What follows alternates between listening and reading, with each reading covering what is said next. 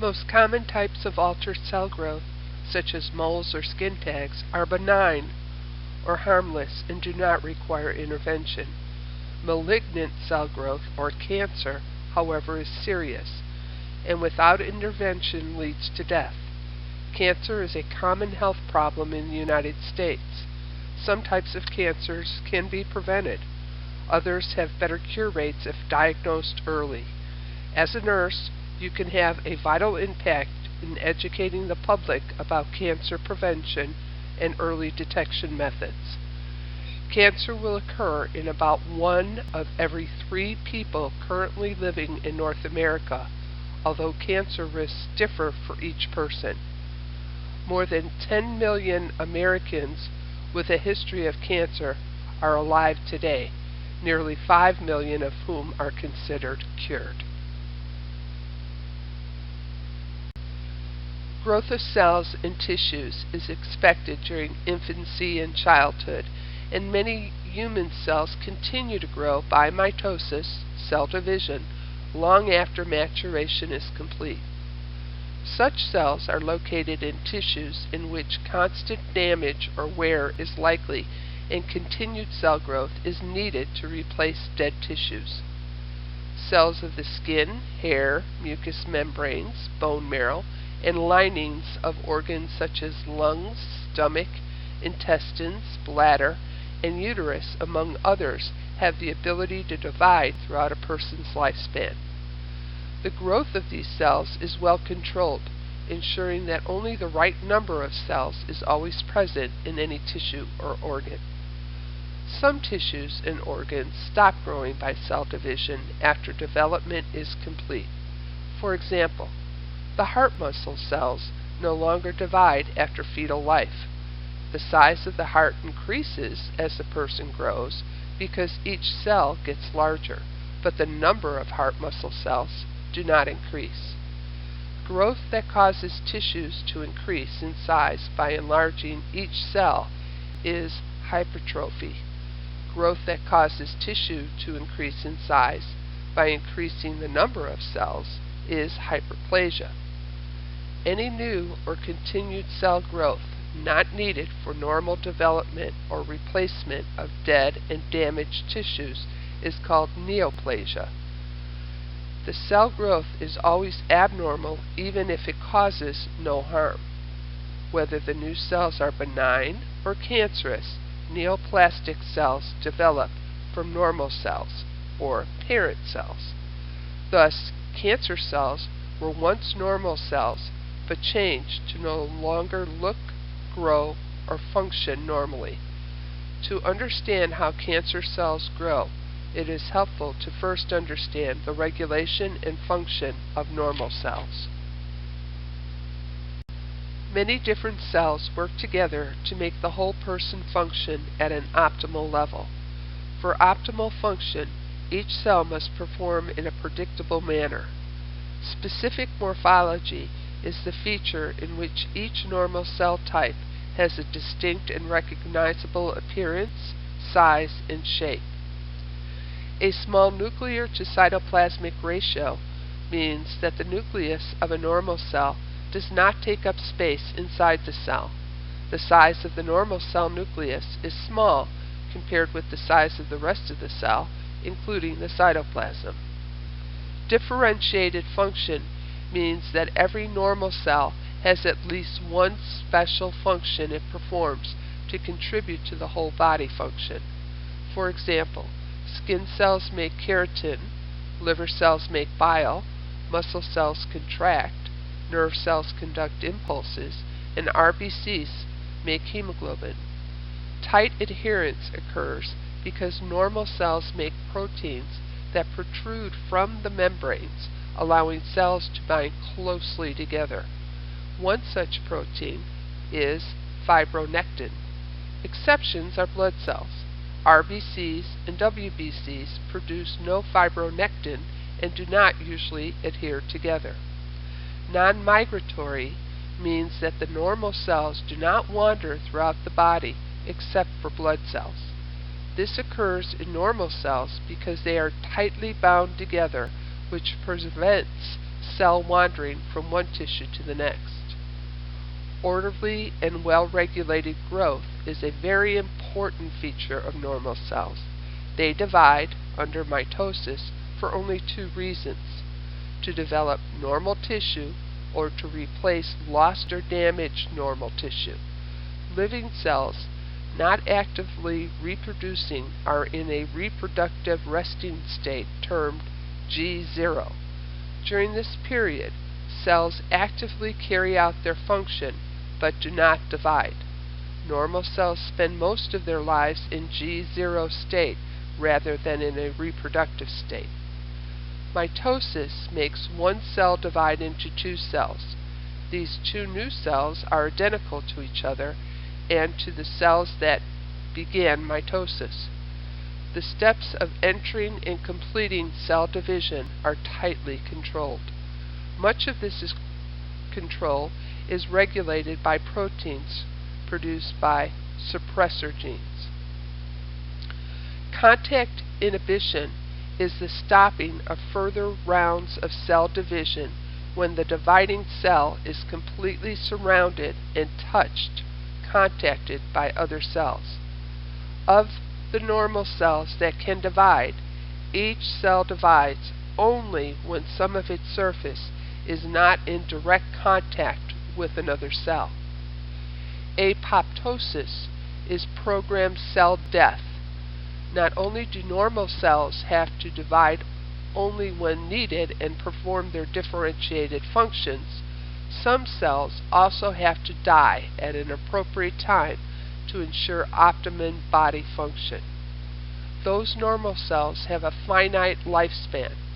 The purpose of apoptosis is to ensure that each organ has an adequate number of cells at their functional peak. Normal chromosomes, euploidy, is a feature of most normal human cells. These cells have 23 pairs of chromosomes, the correct number for human beings. Cancer, malignant cells are abnormal, serve no useful function, and are harmful to normal body tissues. Anaplasia is the cancer cell's loss of specific appearance of their parent cells. A large nuclear cytoplasmic ratio occurs in cancer cells, with the cancer cell nucleus being larger than that of a normal cell and the cancer cell being smaller. The nucleus occupies much of the space within this cancer cell, creating a larger nuclear to cytoplasmic ratio. Specific functions are lost partially or completely in cancer cells.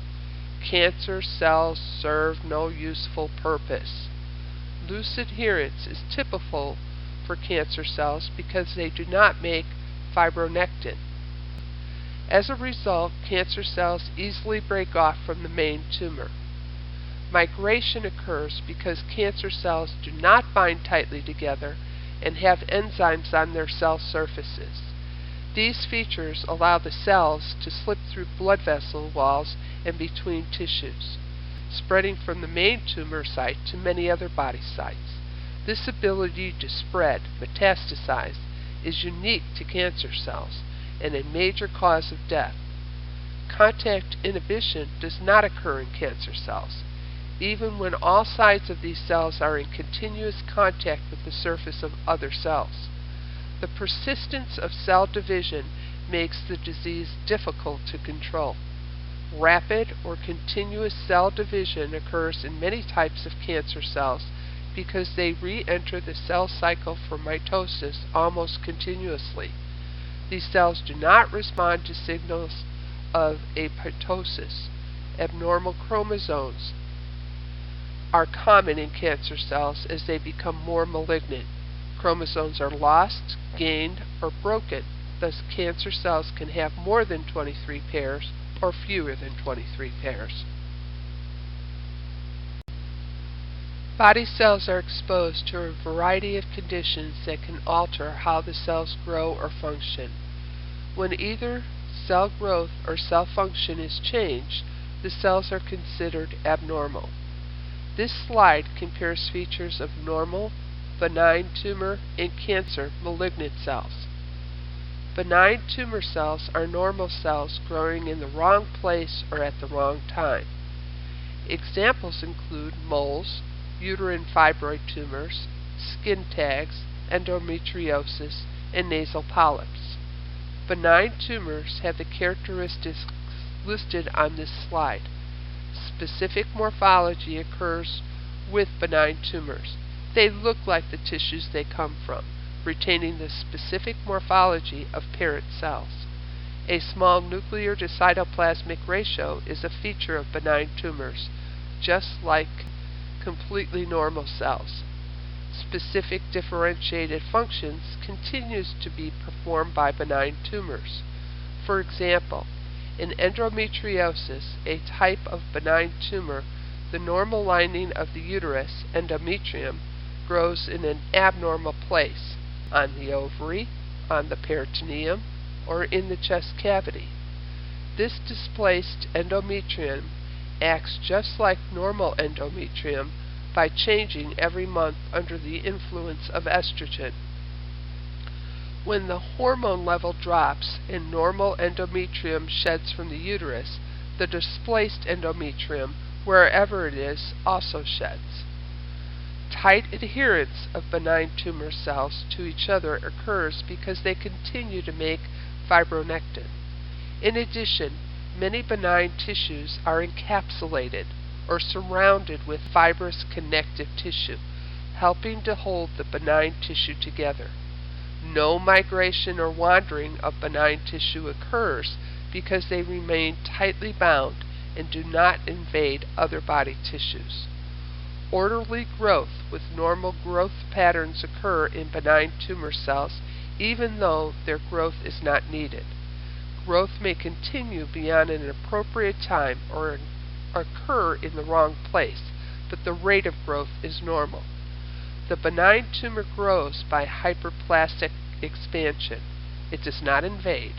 Normal chromosomes are usually found in benign tumor cells, although there are exceptions. Most of these cells have 23 pairs of chromosomes, the correct number for humans. Carcinogenesis or oncogenesis are other names for cancer development. The process of changing a normal cell into a cancer cell is called malignant transformation, occurring through the steps of initiation, promotion, progression, and metastasis.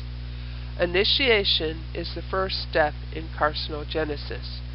Normal cells can become cancer cells if their genes promoting cell division, oncogenes, are turned on excessively. Thus, initiation leads to excessive cell division through DNA damage that results in either loss of suppressor gene function or enhancement of oncogene function. Initiation is an irreversible event that can lead to cancer development. After initiation, a cell can become a cancer cell if the cellular changes that occur during initiation continue and cell division is not impaired. A cancer cell is not a health threat unless it can divide.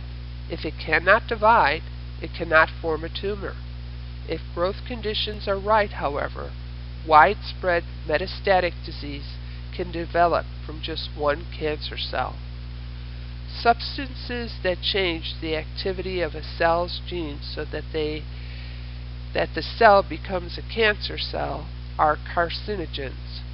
Carcinogens may be chemical, physical agents, or viruses.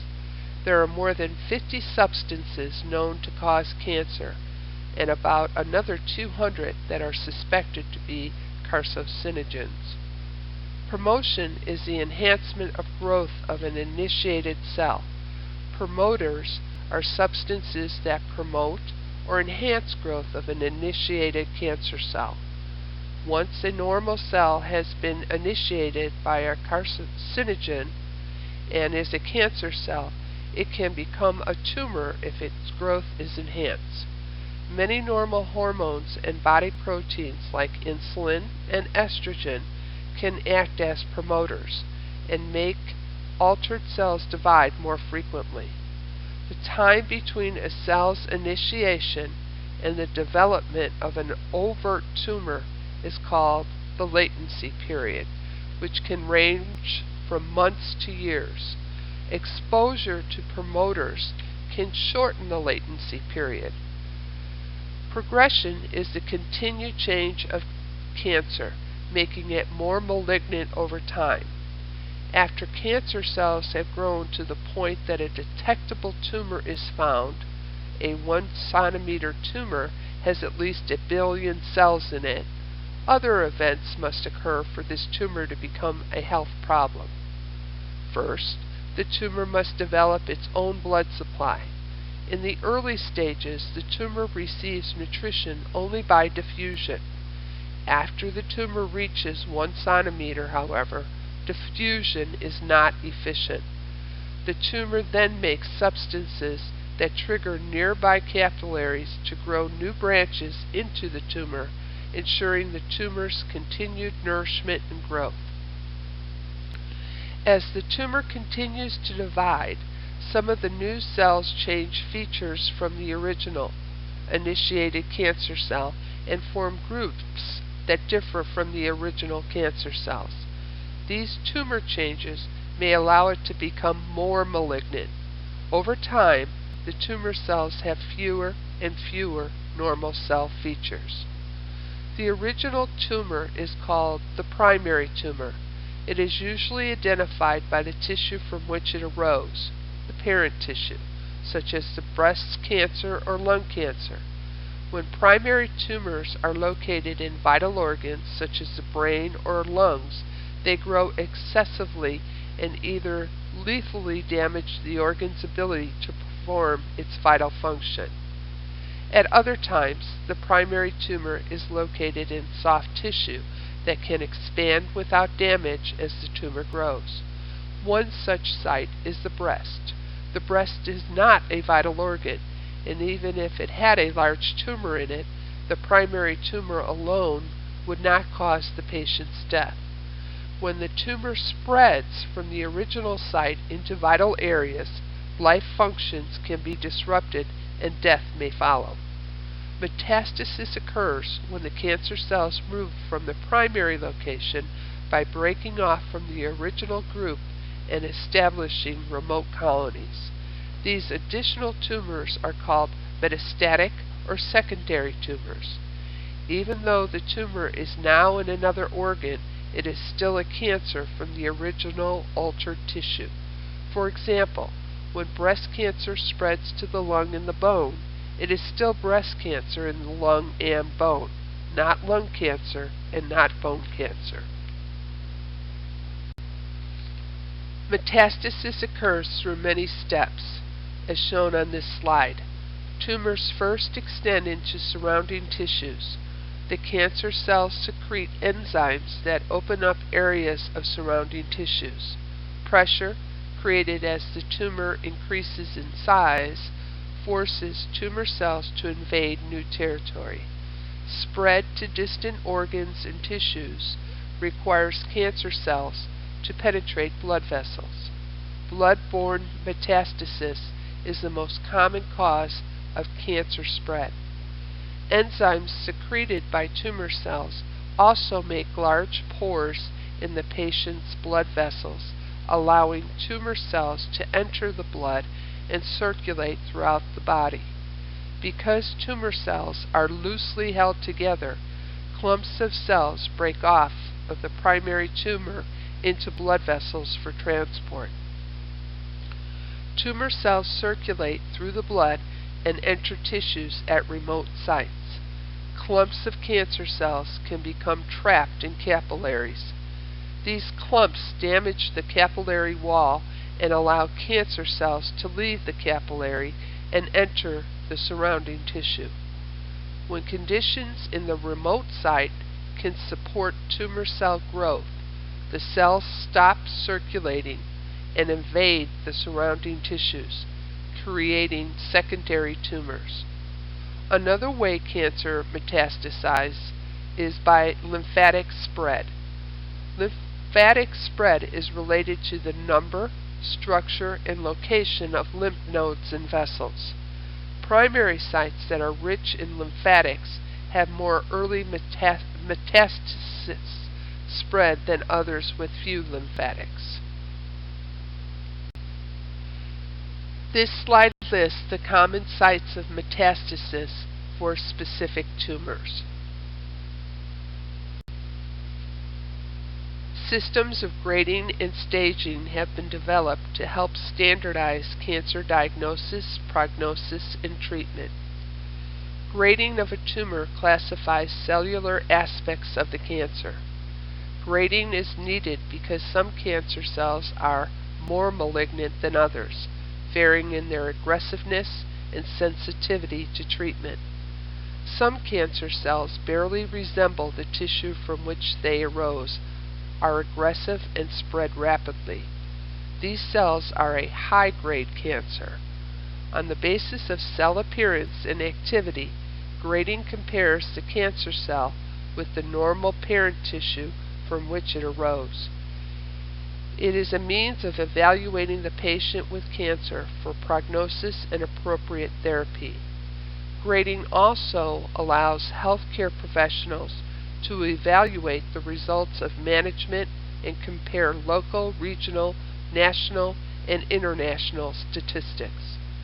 This system rates cancer cells with the lowest rating given to those cells that closely resemble normal cells, and the highest rating given to cancer cells that barely resemble normal cells. Ploidy classifies tumor chromosomes as normal or abnormal. Ploidy is the description of cancer cells by chromosome number and appearance. Normal human cells have 46 chromosomes, or 23 pairs, known as euploidy.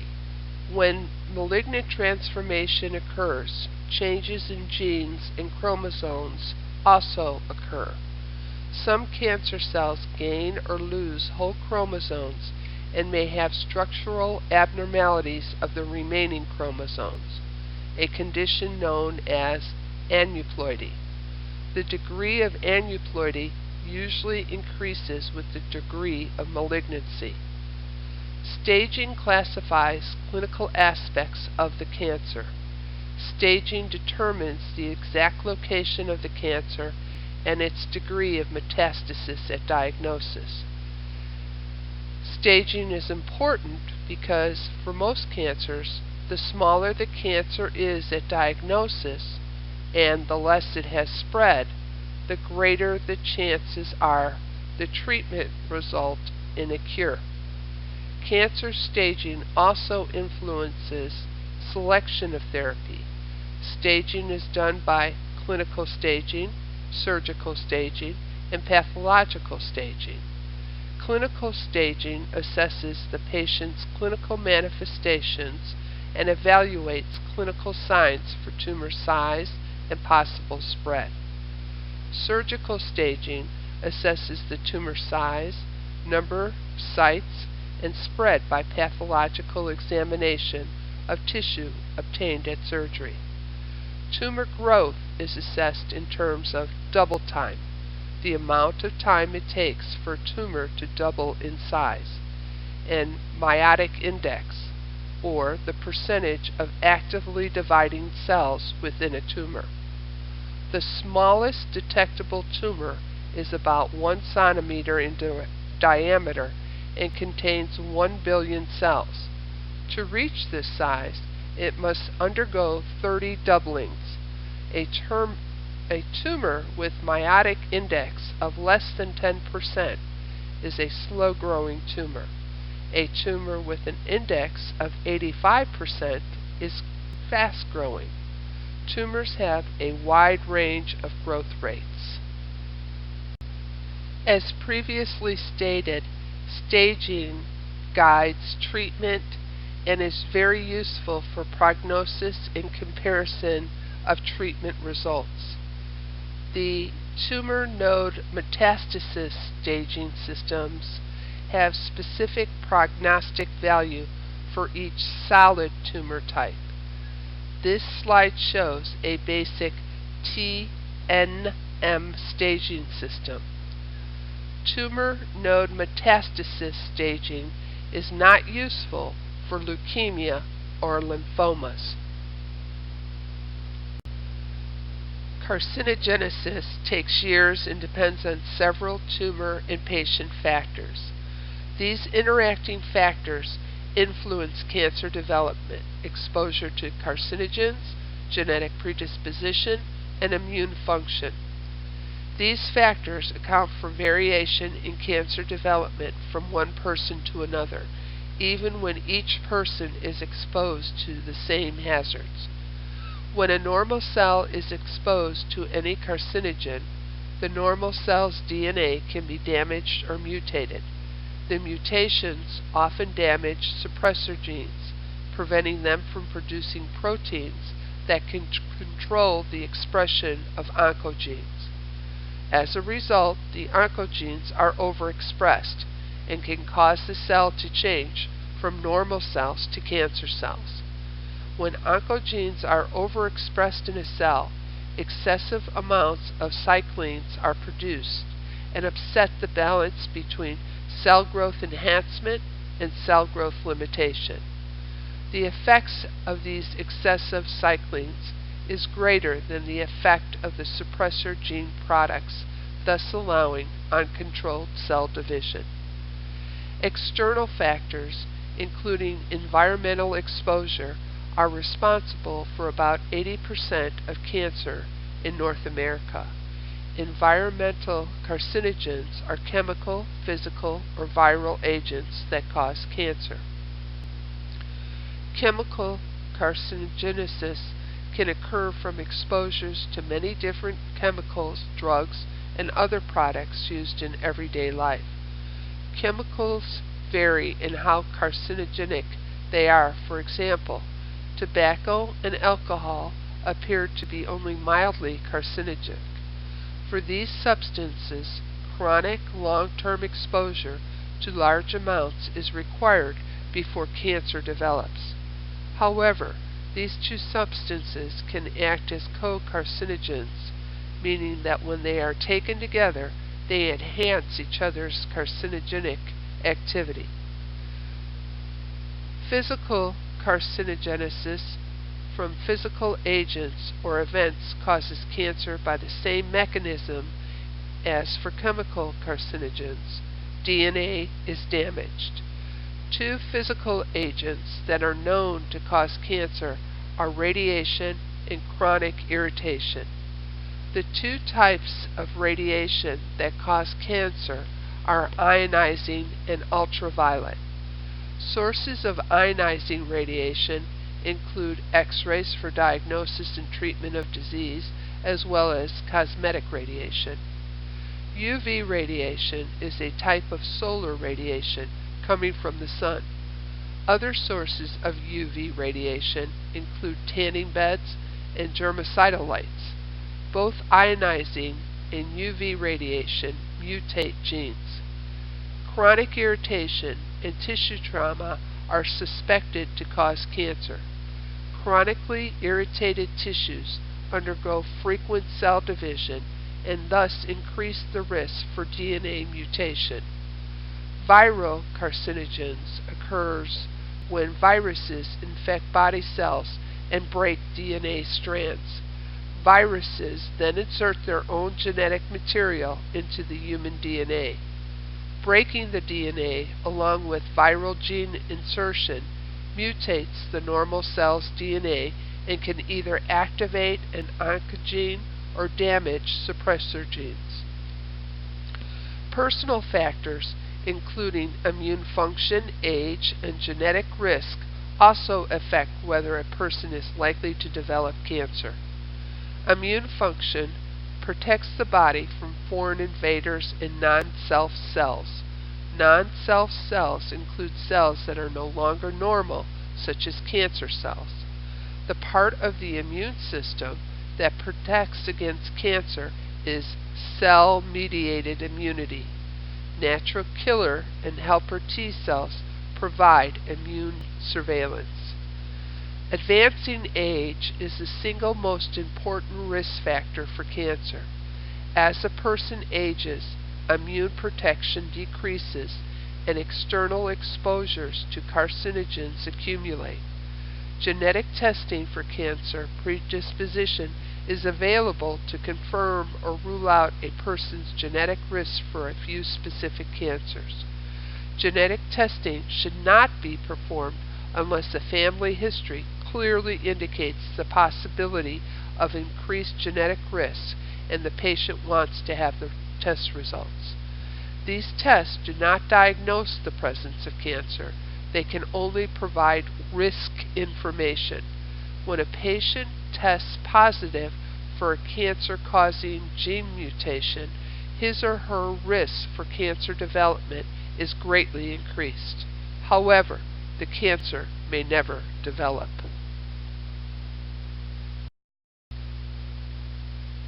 Early detection and prompt treatment are directly responsible for increased survival rates. It is important to educate our patients to do the following. Number 1. Reduce or avoid exposure to known or suspected cancer-producing agents, such as cigarette smoking and sun exposure. Number 2. Eat a balanced diet that includes fruits and veggies, whole grains, fiber, decreased fats, and preservatives, including smoked and salted cured meats. Number 3.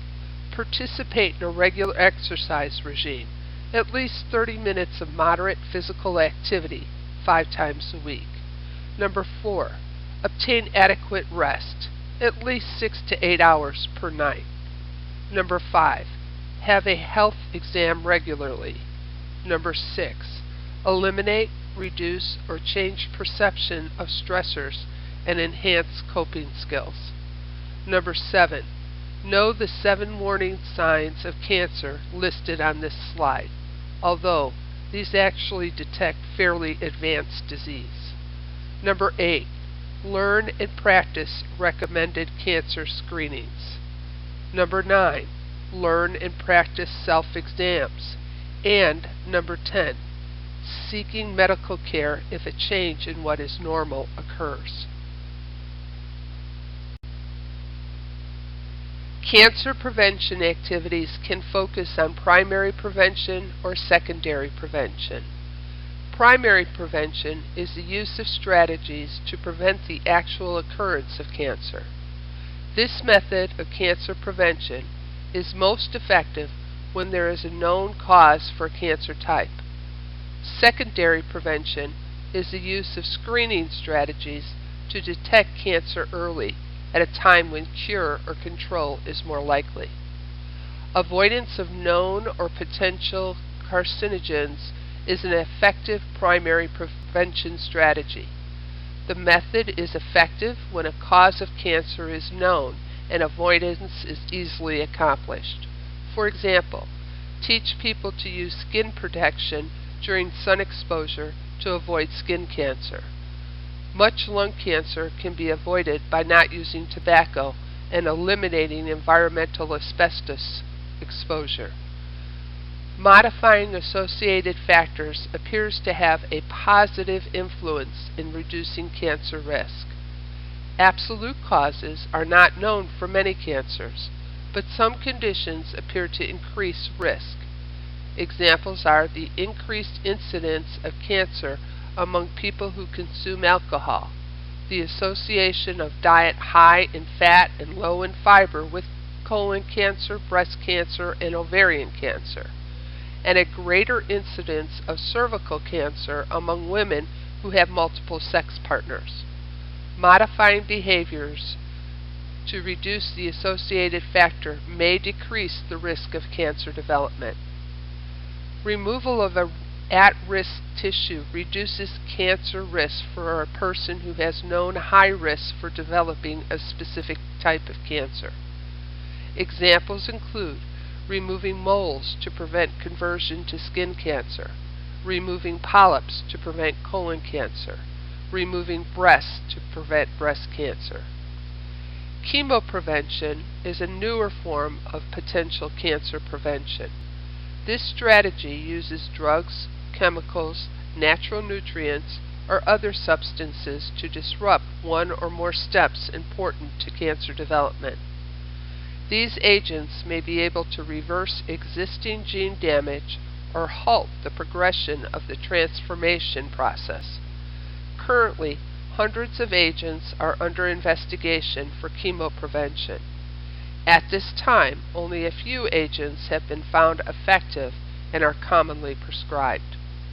These include the use of aspirin and Celebrex to reduce the risk of colon cancer, the use of vitamin D and tamoxifen to reduce the risk of breast cancer, and the use of lycopene to reduce the risk of prostate cancer. Vaccination is a new method of primary care prevention. Excuse me. Although vaccines against colon cancers and others being explored, currently the only vaccine approved for cancer prevention is Gardasil. The vaccine prevents infection from several forms of human papillomavirus, HPV. Regular screening for cancer does not reduce the incidence, but can greatly reduce some types of cancer deaths. As a nurse, we should teach all adults the benefits of participating in specific screenings on an annual basis. Examples of recommended screenings include yearly mammograms for women older than 40 years of age, colonoscopies at age 50 years and then every 10 years thereafter, yearly fecal occult blood for adults of all ages, and finally, yearly prostate-specific antigen, PSA test, and digital rectal examination, DRE, for men 50 years and older. Cancer can develop in any organ or tissue and destroy normal tissue, which decreases function of that tissue or organ.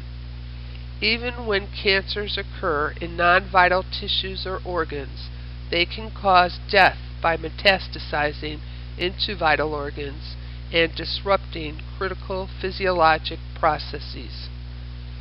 Impaired immune and blood-producing functions occur most often in patients with leukemia and lymphoma.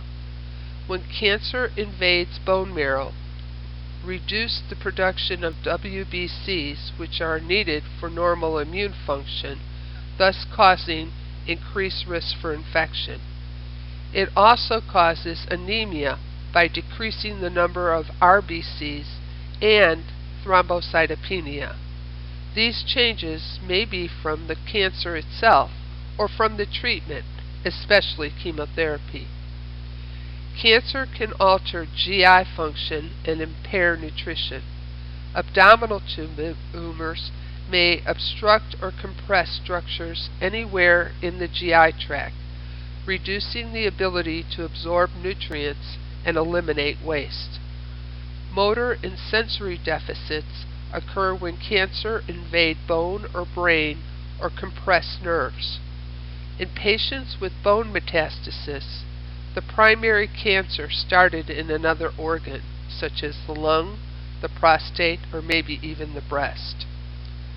These bone sites most affected are the vertebrae, ribs, pelvis, humerus, scapula, sternum, skull, and clavicle.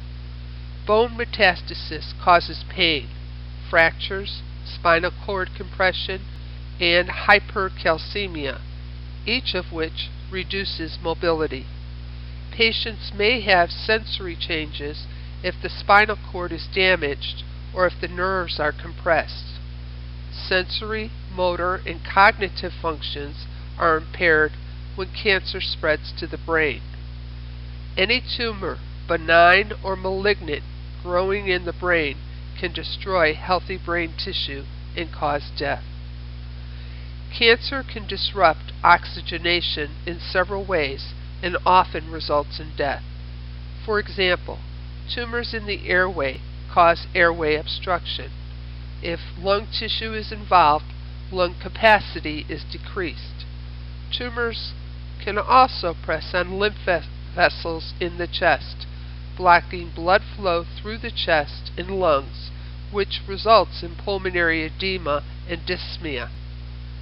Tumors can thicken the alveolar membrane and damage pulmonary blood vessels, reducing gas exchange. With any lung tumor, primary or metastatic, patients have hypoxia and poor tissue oxygenation.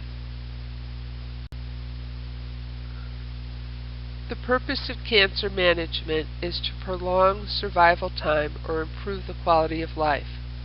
Without cancer therapy, most patients with cancer would die within months of diagnosis. Cancer therapy includes surgery, radiation, chemotherapy, hormonal manipulation, photodynamic therapy, immunotherapy, and target therapy. These therapies may be used separately or in combination to kill cancer cells. The types of therapy used depend on the specific type of cancer, whether the cancer has spread, and health of the patient. Treatment regimes or protocols have been established for most cancers. Surgery for cancer involves the removal of diseased tissue. If cancer is confined to the removed tissue, surgery alone can result in a cure for the cancer. Although many cancers have spread too far at the time of diagnosis for surgery alone to result in a cure, it is often a useful part of diagnosis, treatment, and follow-up and rehabilitation. Prophylactic surgery removes at-risk tissue to prevent cancer development. It is performed when a patient has either an existing pre-malignant condition or a family history that strongly predisposes the patient to develop a specific cancer. Example, removing benign polyps from the colon. Diagnostic surgery, or a biopsy, is a removal of all or part of a suspected lesion for examination and testing. It provides proof of the presence of cancer. Curative surgery removes all cancer tissue. Cancer control, or cytoreductive surgery, removes part of but not the entire tumor. It is also known as debulking surgery. It decreases the number of cancer cells and increases the chances of other therapies being successful. Palliative surgery focuses on improving the quality of life during the survival time, not on cure. Examples include removal of tumor tissue that is causing pain, obstruction, or difficulty swallowing. Second look surgery is a rediagnosis after treatment. The purpose is to assess the disease status in patients who have been treated and have no manifestations of remaining tumor. Reconstructive or rehabilitative surgery increases function, enhances appearance, or both. Example of reconstructive surgery is breast reconstruction surgery after a mastectomy. The purpose of radiation therapy for cancer is to destroy cancer cells and have minimal damaging effects on surrounding normal cells. The effects of radiation are seen only in the tissues in the path of the radiation beam. Thus, this type of therapy is a local treatment. Some effects are apparent within days or weeks, whereas other effects on deeper tissues may not be apparent for months or years after radiation therapy is completed. Radiation therapy is usually given as a series of divided doses because of varying responses of all cancer cells within a given tumor. Most often, small doses of radiation are given on a daily basis for a set time period to allow greater destruction of cancer cells while reducing the damage to normal tissues. The total radiation dose used depends on tumor size and location and on the radiation sensitivity of the tumor and nearby tissues. Radiation delivery types for cancer therapy are teletherapy and brachytherapy. The type used depends on the patient's general health and on the shape, size, and location of the tumor to be irradiated. The ideal dose is one that can kill the cancer cells within an acceptable level of damage to normal surrounding tissues. Teletherapy is radiation delivered from a source outside of the patient. Because the source is external, the patient is not radioactive and is not hazardous to others. One newer method of teletherapy is intense modulated radiation therapy. This type of radiation breaks up the single beam into thousands of smaller beams that allow better focus on the tumor. Another, even newer method of teletherapy is stereotactic body radiation. This method uses three-dimensional tumor imaging to identify the exact tumor location, which allows more precise delivery of higher radiation doses and spares more of the surrounding normal tissue. Brachytherapy means short or close therapy. The radiation source comes into direct continuous contact with the tumor tissues for a specific period of time.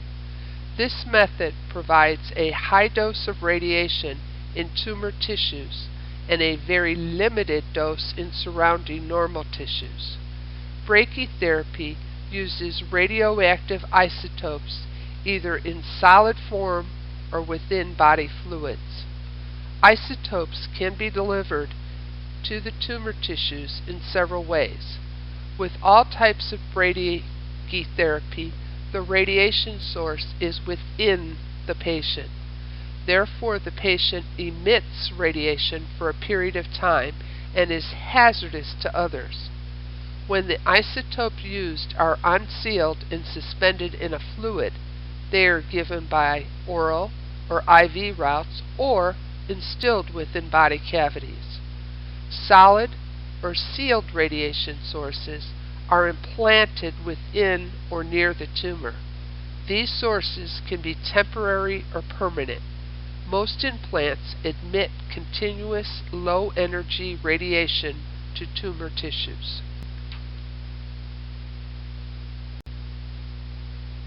The immediate and long-term side effects of all types of radiation are limited to the tissues exposed to the radiation.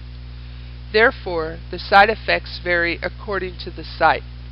Skin changes and hair loss are local, but are often permanent depending on the total absorbed dose.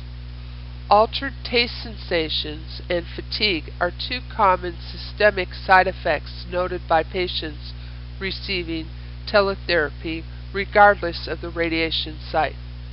Taste changes are thought to be caused by metabolites released from dead and dying cells. Many patients develop an aversion to the taste of red meats. Fatigue may be related to the increased energy demands needed to repair damaged cells. Regardless of the cause, radiation-induced fatigue can be debilitating and may last for months. Radiation to normal tissues during cancer therapy can start inflammatory responses that lead to tissue fibrosis and scarring. These effects may appear years after the radiation treatment. For example, women who receive radiation therapy for uterine cancer may develop radiation-induced changes in the colon, which also was irradiated years later, resulting in constipation and obstruction. Most patients are anxious about radiation and look to the nurse to explain the purpose and side effects of radiation therapy. Accurate, objective information about radiation therapy helps patients cope with treatment and continue to participate in normal activities. Skin in the path of radiation becomes dry and may break down. Teaching patients about skin care needs during radiation therapy is a priority nursing intervention. Instruct the patient to not remove any temporary ink markings when cleaning the skin until the entire course of radiation therapy is completed. I will refer you to page 413 in your IGGI. Table, or rather chart 24-2, is an excellent itemized list of things that should be taught to a patient undergoing radiation therapy. And you never know, you could see something on that chart in a test in your future. Chemotherapy, the treatment of cancer with chemical agents, is used to cure and increase survival time. It has some selectivity for killing cancer cells over normal cells. This killing effect on cancer cells is related to the ability of chemotherapy to damage DNA and interfere with cell division. Tumors with rapid growth are most sensitive to chemotherapy.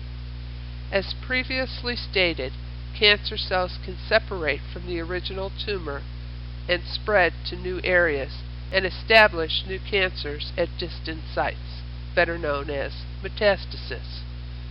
Patients with metastatic cancer will die unless treatment eliminates the metastatic cancer cells along with the original cancer cells. Chemotherapy is useful in treating cancer because its effects are systemic, providing opportunity to kill metastatic cancer cells that may have escaped local treatment.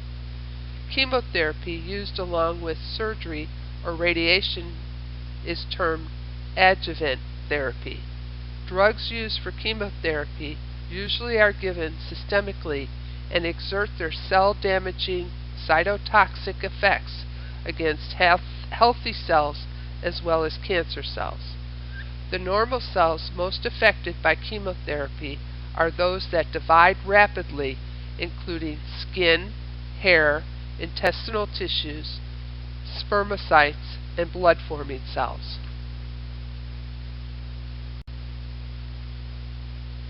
Chemodrugs are classified by the specific types of action they exert in the cancer cells.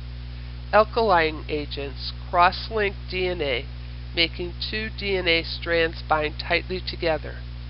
This tight binding prevents proper DNA and RNA synthesis, which inhibits cell division.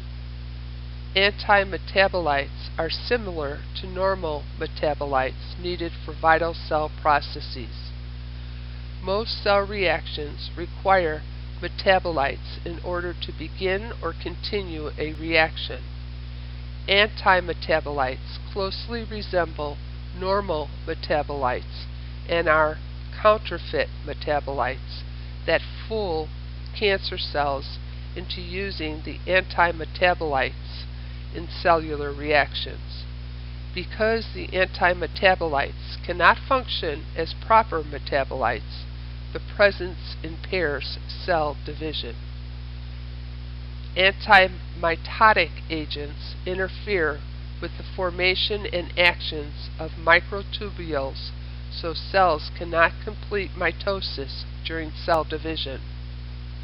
As a result, the cancer cell either does not divide at all or divides only once, resulting in two daughter cells that cannot continue to divide. Anti-tumor antibiotics damage cells' DNA and interrupt DNA and RNA synthesis. Exactly how the interruptions occur varies with each agent. Topoisomerase inhibitors disrupt an enzyme needed for DNA synthesis and cell division. The enzyme nicks and straightens the DNA helix, allowing DNA to be copied, and then reattaches the DNA together. Topoisomerase inhibitors prevent proper DNA maintenance, causing DNA breakage and cell death. Miscellaneous chemotherapy drugs are those with mechanisms of action that are either unknown or do not fit those of other drug categories. Dosages for most chemotherapy drugs are calculated according to the type of cancer and the patient's size. Usually, calculations are based on milligrams per square meter of total body surface area, TBSA, which considers both the patient's height and weight. Chemotherapy drugs are given on a regular basis and are timed to maximize cancer cell kill and minimize damage to normal cells. The schedule may vary somewhat to accommodate a patient's response to therapy, but chemotherapy is usually scheduled every 3 to 4 weeks for a specific number of times, on average 4 to 12 times. Most chemotherapy is given IV, although other routes may be used. For specific cancer types, the chemotherapy may be infused or instilled into a body cavity. The intrathecal route delivers the chemotherapy drugs into the spinal cord, and intraventricular route delivers drugs directly into the ventricles of the brain. Intraperitoneal instillations place the drugs within the abdominal cavity, most often for ovarian cancer. Drugs for the bladder cancer can be instilled directly into the bladder, intravesicular route. The IV route is the most preferred route for chemotherapy. The standard of care designated by the Oncology Nursing Society and supported by the American Society of Clinical Oncologists for safe administration of IV chemotherapy is the administration of these drugs requires special education. Special education means the person should be an RN who has completed an approved chemotherapy course. Responsibility for monitoring the patient during chemotherapy administration, however, really rests with all nurses providing patient care.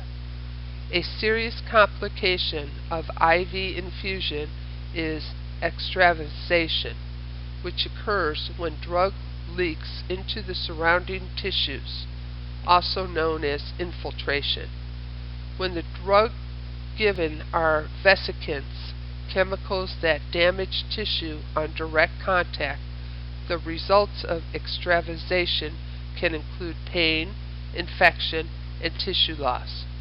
Surgical intervention is sometimes needed for severe tissue damage.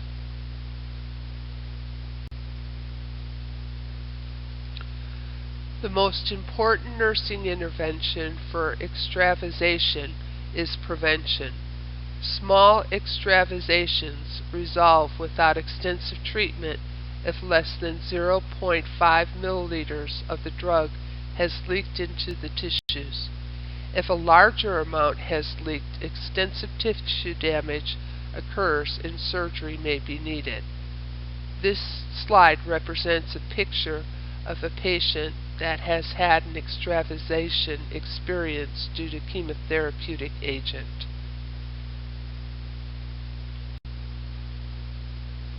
Most chemotherapy drugs, even oral agents, are absorbed through the skin and mucous membranes. As a result, the healthcare workers who prepare or give these drugs, especially nurses and pharmacists, are at risk for absorbing them. Even at low doses, long-term exposures to chemotherapy can affect health. Anyone preparing, giving, or disposing of chemotherapy drugs or handling excreta of the patients within 48 hours of receiving IV chemotherapy must use extreme caution and wear personal protective equipment. About 24 anti-cancer drugs are available currently as oral agents. Oral drugs are more convenient for the patient and they can be taken at home. However, there are many problems with oral anti-cancer drugs. One of the biggest problems is the perception by patients and non-oncology nurses that these drugs are less toxic than those given IV, which is not true. Oral anti-cancer drugs are just as toxic to the person taking the drug and the person handling the drug as the IV forms.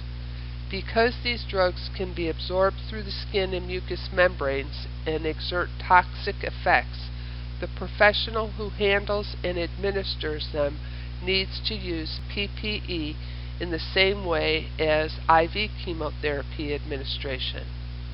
All nurses administering these drugs must know the indications for the drug use, dosage ranges, side effects and adverse effects schedules, and specific precautions. In addition, these oral agents must not be crushed, split, broken, or chewed. Adherence to defined oral chemotherapy schedules and dosages is more of a problem than IV administration.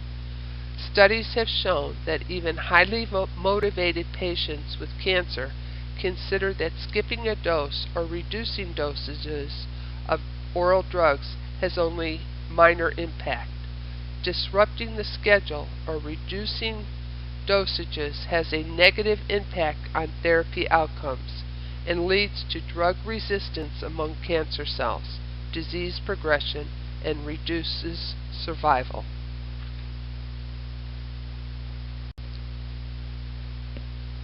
Temporary and permanent physical damage can occur to normal tissues from oral or IV chemotherapy because it is systemic and exerts its effects on all cells. The priority care issues during chemotherapy are protecting the patient from life-threatening side effects and managing the distress symptoms that occur with therapy. In addition to killing cancer cells, chemotherapy destroys circulating blood cells and reduces replacement of these cells by suppressing bone marrow function, also known as myelosuppression. The number of circulating leukocytes, erythrocytes, and platelets are decreased. Reduced leukocytes, especially neutrophils, greatly increase the risk for infection. Decreased erythrocytes and platelets cause hypoxia, fatigue, and increased tendency to bleed. Infection risk results from neutropenia, placing the patient at extreme risk for sepsis. The severity of the risk is related to the drug dosage. Impairment is usually temporary, and protection recovers within weeks after therapy completion. However, the seriousness of potential infection complications make this problem a major treatment concern. The most common infections are fungal, bacterial, and some viral breakthrough. Most infections during neutropenia result from the overgrowth of the patient's normal flora. Infection risk can be managed with the use of biologic response modifiers and growth factors to stimulate bone marrow production of immune system cells. Actual infections are treated with anti-infective drugs such as antibiotics, antifungals, and antiviral drugs. Just like for any infection, anti-infective therapy is specific for the organisms causing the infection.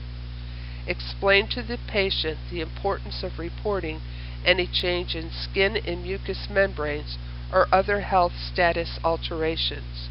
Instruct the patient to report any pimple, sore, rash, or open skin area. Also teach them to report cough, burning on urination, pain around the venous access device, or new drainage from any body area. Good hand washing before contact with the patient is essential in infection prevention. Use aseptic technique. Discuss best practices for patient and safety and quality care are on IGGI page 420, table 24.4 and 24.5. When delegating any nursing care activity to unlicensed assistive personnel, teach them the importance of protecting the neutropenic patient from infection. Stress the ways of cross-contamination can occur and how to avoid the source of infection. Also ensure that the unlicensed assistive personnel understands that even when the patient is very tired and does not feel well, certain aspects of personal hygiene cannot be deferred. Teach the importance of mouth and washing the axillary and perineal regions at least every 12 hours. The use of growth factors to stimulate marrow production of RBCs and platelets is common. Erythropoiesis-stimulating agents can prevent or improve anemia associated with chemotherapy and reduce the need for blood transfusions. Some untoward adverse effects of these drugs puts the patient at greater risk for hypertension, blood clots, strokes, heart attacks, especially among the older adults. Growth factor therapy for thrombocytopenia is the use of Numega increases the production of platelets.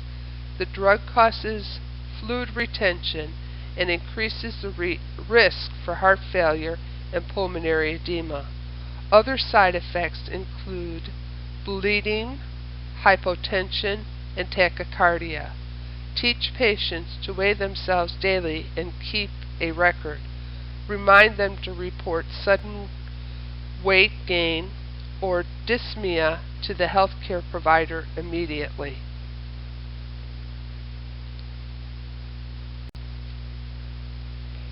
Chemotherapy-induced nausea and vomiting arise from a variety of GI and neural mechanisms. Most chemotherapy drugs are emogenic, which means they are vomiting-inducing to some degree, depending on the dose.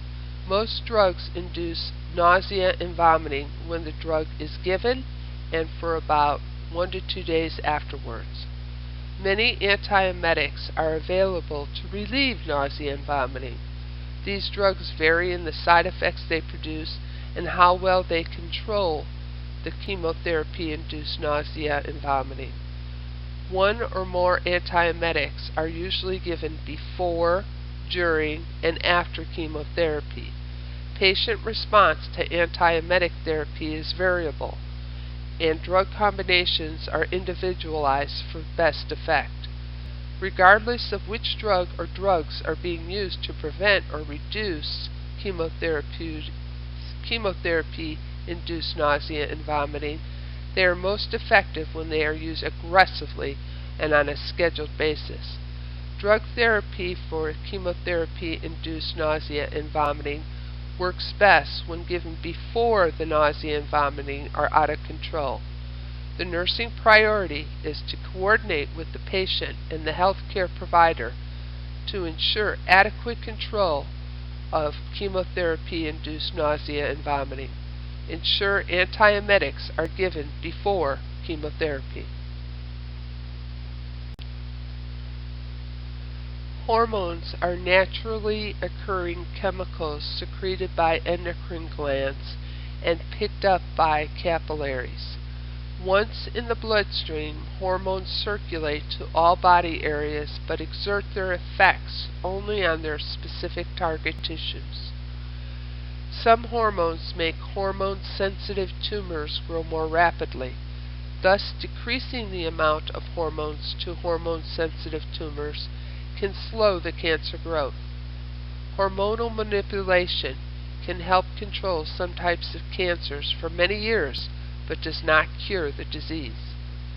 Some drugs are hormone antagonists. They compete with natural hormones at the receptors. When hormone antagonists are given, they bind to the specific hormone receptor or in the tumor cell and prevent the needed hormone from binding to the receptor. If a tumor needs a certain hormone to grow and the hormone can enter or activate the cell only through a receptor, hormone antagonists can slow the tumor growth. The hormone inhibitors are another class of drugs used for hormonal therapy. These drugs inhibit the production of a specific hormone in the normal hormone-producing organs. For example, arimidex prevents the production of estrogen in the adrenal gland and reduces the blood level of estrogen, which results in slower growth of some breast cancers.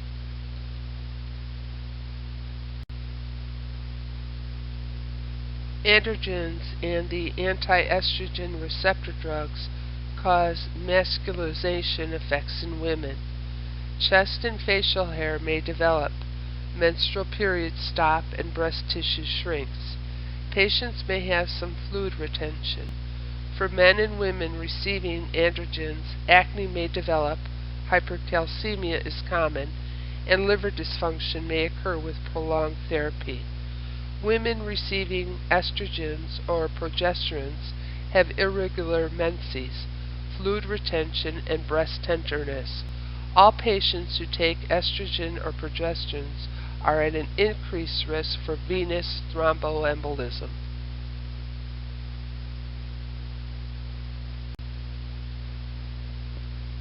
Feminine manifestations appear in men who take estrogens, progesterones, or anti-androgen receptor drugs.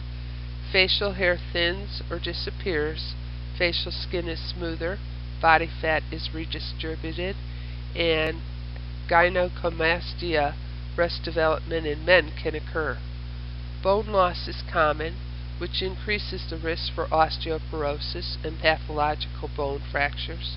Testicular and penile atrophy also occur to some degree. Although sexual function may continue, achieving and maintaining an erection are difficult. Teach patients and families about expected side effects. Encourage them to express their feelings about body changes. Refer them for counseling if needed.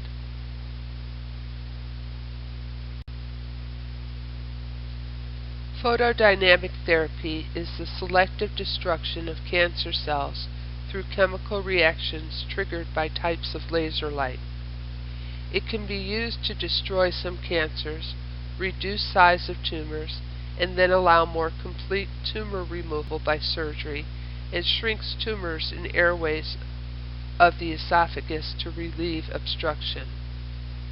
PDT for cancer therapy is used most often for non-melanoma skin cancers, ocular tumors, GI tumors, and lung cancers located in the airways.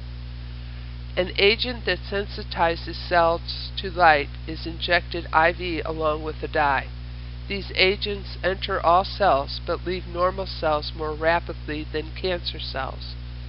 Usually within 48 to 72 hours, most of the drug has collected in high concentration in cancer cells. At this time, a laser light is focused on the tumor.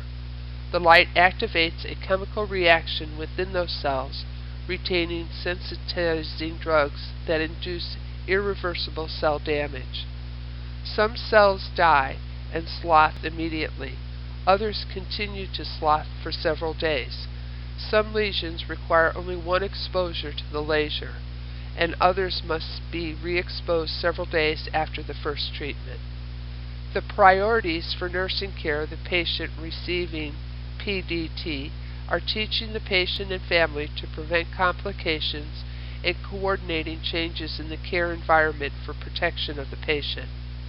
The patient has general sensitivity to light up to 12 weeks after the photosensitizing drug is injected. The most intense period of light sensitivity is 48 hours after injection and before the laser treatment. During this time, the patient is at high risk for sunburn and eye pain or damage. Biologic response modifiers modify the patient's biologic responses to tumor cells. The biologic response modifiers used as cancer therapy are cytokines, which are small proteins, hormones made by WBCs. Cytokines and other biologic response modifiers work to stimulate the immune system to recognize cancer cells and take action to eliminate or destroy them. Some biologic response modifiers stimulate faster recovery of bone marrow function after treatment-induced suppressions. Two common types of biologic response modifiers used as cancer therapy are the interleukins and interferons. Some agents can stimulate specific immune system cells to attack and destroy cancer cells. Other agents block cancer cell access to an essential function or nutrient. Biologic response modifiers used for supportive therapy during cancer treatment are the colony-stimulating factors or growth factors. These factors induce more rapid recovery of the bone marrow after suppression by chemotherapy. Patients receiving interleukins have generalized and often severe inflammatory reactions. Fluid shifts and capillary leak are widespread with edema forming in most tissues. Tissue affects the function of all organs and can be life-threatening. Therapy patients receiving high-dose biologic response modifiers should receive care in an intensive care or monitoring unit. These effects occur during the period of acute drug infusion and resolve after therapy completion.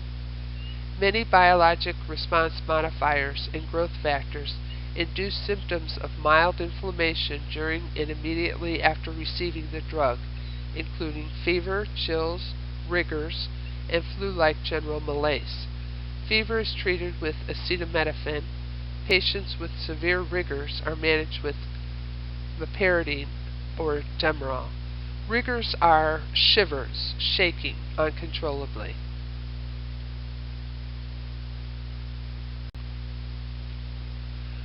Normal cells have tightly controlled regulation over when and to what extent a cell divides. Cancer cells have escaped this tight control. When cancer cell division is not needed, signals are not sent leading to suppression of cell division. As we learned from Witt, cancer cells are immortal. They don't obey any signals, they just keep on multiplying and multiplying forever. Agents used as target therapy defy the immortality of cancer cells and disrupt their dividing by slowing or stop cancer division for certain cells. This slide and the next several slides are specific chemotherapeutic agents that are most commonly used. I'm going to give you a little bit of information about each one of these agents, but in regards to testing on your exam, I would just be asking questions about the general category of chemotherapeutic drugs. Tyrosine kinase inhibitors, Gleevec is the drug here, is used for chronic myeloid leukemia in some GI tumors.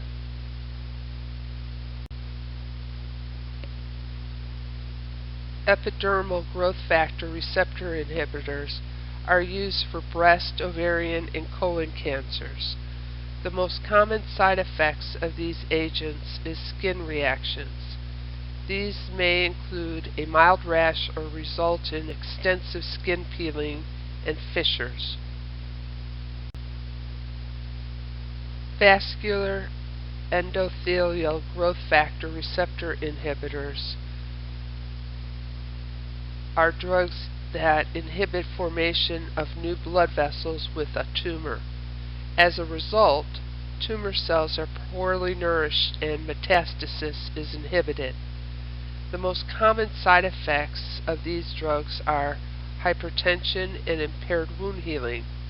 In addition, bone marrow suppression with neutropenia and thrombocytopenia also occur, especially when the drug is used in combination with chemotherapy drugs that cause bone marrow suppression. Multikinase inhibitors are used in renal, GI tumors, pancreatic, and non-small cell lung cancers. A common side effect of this class of drugs is hypertension.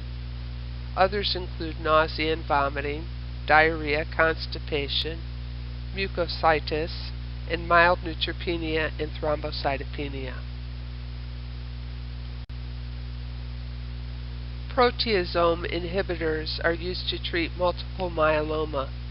Cells are not given the protein needed to divide and may be tricked to respond to signals for cell death.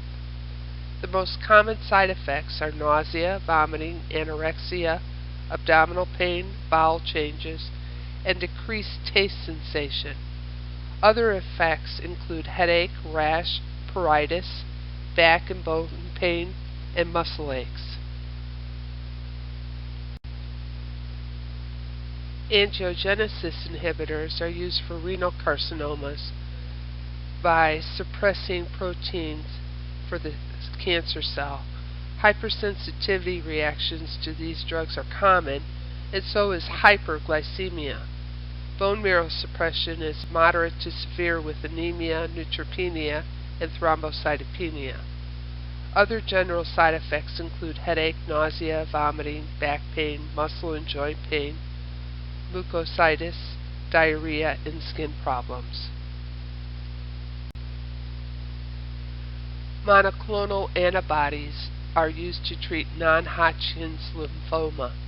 Again, another drug that interferes with the protein source needed for the cancer cell division. Side effects are noted as irritation to the mucous membranes and lining of the GI tract. A number of complications from cancer and its treatment can occur. Early diagnosis and immediate intervention are essential to avoid life-threatening situations. Sepsis or septicemia is a condition in which organisms enter the bloodstream and can result in septic shock. Disseminated intravascular coagulation, DIC, is a problem with the blood clotting process. It is often caused by gram-negative sepsis. Extensive abnormal clotting occurs throughout the small blood vessels. This process is followed by extensive bleeding. Bleeding from several sites is the most common problem and ranges from minimal to fatal hemorrhage. Clots block blood vessels and decrease blood flow to body organs and results in pain, stroke-like manifestations, dyspnea, tachycardia, reduced kidney function, and bowel necrosis. DIC is a life-threatening problem and has a high mortality rate even with proper therapies instituted. The best management of sepsis and DIC is prevention. Practice strict adherence to aseptic technique during invasive procedures and during contact with non-intact skin and mucous membranes. IV antibiotic therapy is initiated. During the early phase of DIC, anticoagulants are given to limit clotting and prevent the rapid consumption of circulating clotting factors. In healthy people, antidiuretic hormone, ADH, is secreted by the posterior pituitary only when more fluid is needed in the body. Certain conditions induce ADH secretion when not needed by the body. Cancer is a common cause of syndrome of inappropriate antidiuretic hormone, especially small cell lung cancer and when tumors are present in the brain. In syndrome of inappropriate diuretic hormone, water is reabsorbed to excess by the kidneys and put into the bloodstream. The retained water dilutes blood volume serum sodium. Mild manifestations include weakness, muscle cramps, loss of appetite, and fatigue. With greater fluid retention, weight gain, nervous system changes, personality changes, confusion, and extreme muscle weakness occur. Syndrome of inappropriate antidiuretic hormone is managed by treating the condition and the cause. Nursing priorities focus on patient safety, restoring normal fluid balance, and providing supportive care. Management includes restricting fluids, increased sodium intake, and drug therapy. One drug, dexamethasone works in opposition to ADH. Immediate cancer therapy with radiation or chemotherapy can cause enough tumor regression that ADH production returns to normal. Spinal cord compression and damage occur either when a tumor directly enters the spinal cord or when the vertebrae collapse from tumor degradation of the bone. Early recognition and treatment of spinal cord compression are key to positive outcomes. Assess for neurochanges, including back pain, muscle weakness, or sensation of heaviness in arms and legs, numbness or tingling in the hands or the feet, inability to distinguish hot from cold, and unusual gait. Constipation and difficulty or stopping urination are also manifestations. Treatment is palliative with high doses of corticosteroids given first to reduce the swelling around the spinal cord. High doses of radiation may be used to reduce the size of the tumor in the area in hopes of relieving the compression. Surgery may be performed to remove the tumor. External back or neck braces may be used to reduce the weight borne by the spinal column and reduce pressure on the spinal cord or nerves. Hypercalcemia occurs most often in patients with bone metastasis. Cancer in bone causes release of calcium in the bloodstream. Early manifestations include fatigue, loss of appetite, nausea, vomiting, constipation, and increased urine output. More serious problems include severe muscle weakness, loss of deep tendon reflexes, paralytic ileus, dehydration, and ECG changes. Oral hydration may be enough to reduce calcium levels and relieve symptoms. Normal saline is used when parenteral hydration is needed. Many drugs, such as oral glucocorticoids, calcitonin, diphosphonate, and gallium nitrate, lower serum calcium, but only temporarily. When cancer-induced hypercalcemia is life-threatening or occurs with kidney disease, dialysis can temporarily reduce serum calcium levels. Superior vena cava syndrome compression is painful and life-threatening and occurs most in patients with lymphomas, lung cancer, and breast cancer. The manifestations result from the blockage of venous return from the head, neck, and upper trunk. Early manifestations occur when the patient arises after a night's sleep and include edema of the face, especially around the eyes, and tightness of the shirt or blouse collar. As compression worsens, the patient develops engorged blood vessels and erythema of the upper body, edema in the arms and hands, dyspnea, and epistaxis. Late manifestations include hemorrhage, cyanosis, mental status changes, decreased cardiac output, and hypotension. Death results if compression is not relieved.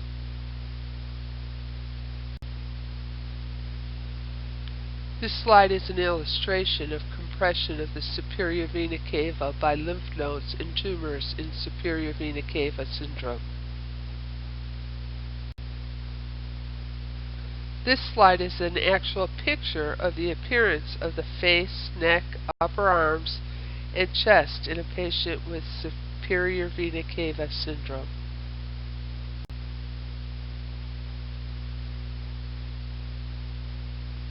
SVC syndrome is late-stage manifestation. The tumor is usually well spread. High-dose radiation therapy to the upper chest area may be used to provide temporary relief. A metal stent can be placed in the vena cava in an interventional radiation department to relieve swelling. Follow-up angioplasty can keep the stent open for a long period of time.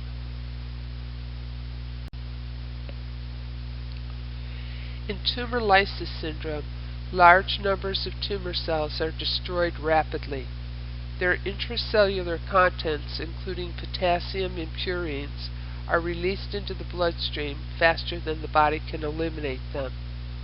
Unlike other oncology emergency, tumor lysis syndrome is a positive sign that cancer treatment is effective.